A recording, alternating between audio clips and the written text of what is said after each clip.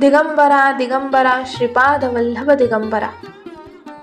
तुम्ही जर या चॅनलवर नवीन असाल तर या चॅनलला सबस्क्राइब करा, बेल आयकॉनवर क्लिक करा आणि व्हिडिओला लाईक करा।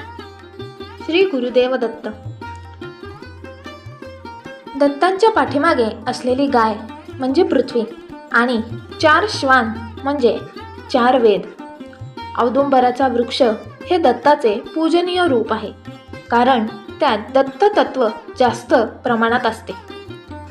दत्तगुरूंनी पृथ्वीला गुरु केले आणि पृथ्वीप्रमाणे सहनशील आणि सहिष्णू असावे अशी शिकवण त्यांनी घेतली। तसेच अग्नीला गुरु करून हा देह क्षणभंगूर आहे अशी शिकवण अग्नीच्या ज्वालेपासून घेतली। अशा प्रकारे चराचरातील प्रत्येक वस्तूमध्ये ईश्वराचे अस्तित्व पाहण्यासाठी म्हणून दत्तगुरूंनी 24 गुरु केले।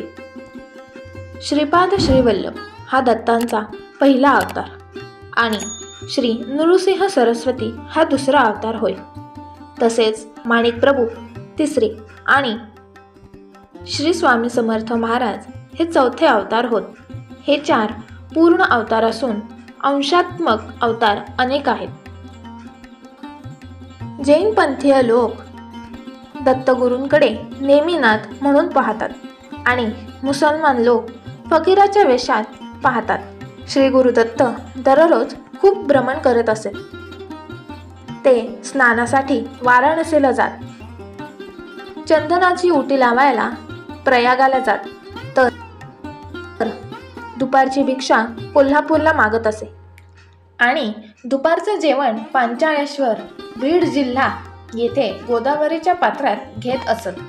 तांबूळ भक्षणासाठी मराठवाड्यातील बीड जिल्ह्यात राक्षसभुवन येथे जात, तर प्रवचन कीर्तन ऐकण्यासाठी नैमिषारण्यात बिहार येथे पोहोचत। निद्रेसाठी मात्र माहूरगडावर जात असे आणि योग गिरनार येथे करीत। दत्तपूजेसाठी सगुण मूर्ती ऐवजी पादुका आणि औदुंबराचे वृक्ष यांची पूजा करतात। पूर्वी मूर्ती बहुधा एकमुखी असायची, हल्ली त्रिमुखी मूर्ती जास्त प्रचलित आहे। दत्त हे गुरुदेव आहेत। दत्तात्रेयांना परम गुरु मानले आहे।